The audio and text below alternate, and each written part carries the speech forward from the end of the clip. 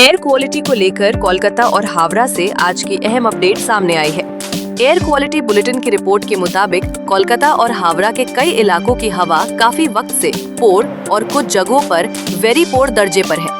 कोलकाता में बिधान नगर, जादवपुर और विक्टोरिया, जबकि हावड़ा में बेलूर मठ, दासनगर, घुसरी और पद्मापुकुर जैसे इलाकों में एयर क्वालिटी पोर रिकॉर्ड की गई।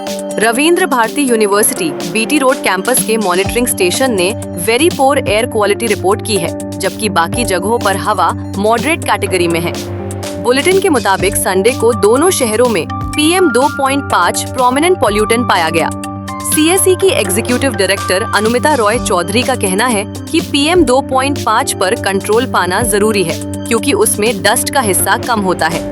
वेस्ट बर्निंग, अनक्लीन फ्यूल और टेलपाइप एमिशंस कम किए बगैर हवा बेहतर नहीं हो सकती। ऐसे ही ताज़ा अपडेट्स के लिए फॉलो करें अखबार-ए-मशरिक को।